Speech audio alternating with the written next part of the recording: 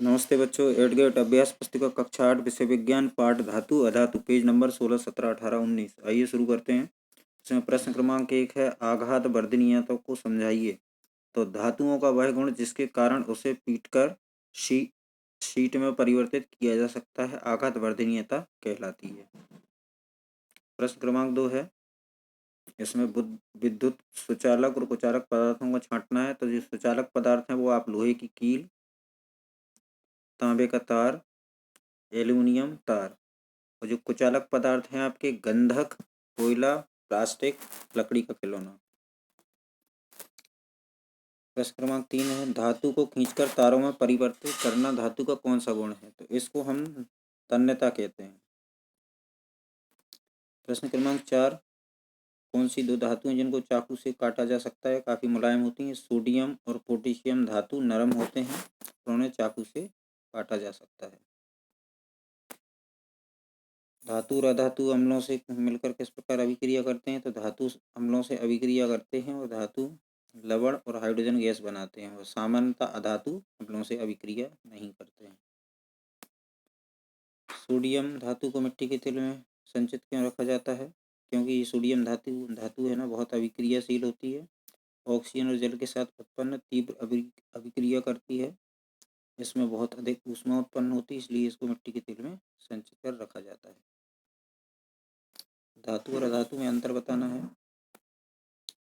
तो मैंने यहाँ धातु लिखे हैं, यहाँ पर अधातु हैं। सबसे पहले दिखावट, धातु चमकदार होती है और अधातु निष्प्रभ होती है। कठोरता, धातु कठोर होती है, ये कठोर नहीं होती है। आघात वर्धनीयता, धातुओं में आघात वर्धनीयता का गुण होता है, इनमें नहीं होता है। तन्यता, धातुएं तन्य होती हैं, अधातु तन्य नहीं होती हैं। और ऊष्मा और विद्युत की सुचालक धातुएं होती हैं और कुचालक अधातुएं होती हैं। प्रश्न क्रमांक 8 है कॉपर धातु को नमी में रखने पर हरी परत जम जाती है, इसका रासायनिक समीकरण बताना है। तो जब कॉपर के बर्तन को लंबे समय तक नम वायु में खुला रखा जाता है तो उस पर एक हल्की हरी परत जम जाती है। यह हरा पदार्थ कॉपर हाइड्रोक्साइड और कॉपर कार्बोनेट का मिश्रण होता है। यहाँ पर मैंने ये रिएक्शन है, copper plus water, carbon dioxide, oxygen, और ये कॉपर हाइड्रोक्साइड और कॉपर कार्बोनेट बना रहा है। प्रश्न क्रमांक 9 है धातु अधातुओं के दैनिक जीवन में उपयोगिता। तो धातुओं का उपयोग है मशीन, मोटर गाड़ियाँ, वायुयान, रेलगाड़ियाँ, उपग्रह, औद्योगिक साजो सामान, खाना बनाने के पात्र, जल, बॉयलर आदि के निर्माण में किया जाता है। और अधातुओं में जैसे ऑक्सीजन है उसका उपयोग हम सांस लेते हैं। नाइट्रोजन, पोटेशियम, सल्फर का उपयोग फर्टिलाइजर में, उर्वरक में होता है। क्लोरीन का उपयोग जल शुद्धिकरण में होता है और सल्फर पोटेशियम का उपयोग पटाखों उपयोग में होता है। प्रश्न क्रमांक 10 है लोहे में जंग लगने समझाना है। तो लोहे में जंग तब लगती है जब वातावरण में नमी के संपर्क में आता है लोहा।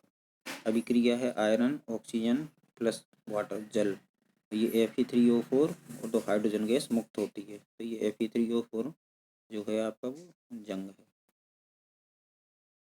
विस्थापन अभिक्रियाएं, इसमें अधिक क्रियाशील धातु कम क्रियाशील धातु को उसके धातु यौगिक के जलीय विलयन से विस्थापित कर देती है, हटा देती है। जैसे इसमें कॉपर सल्फेट है और लोहा है, तो इसमें जो लोहा है वो कॉपर को विस्थापित कर रहा है।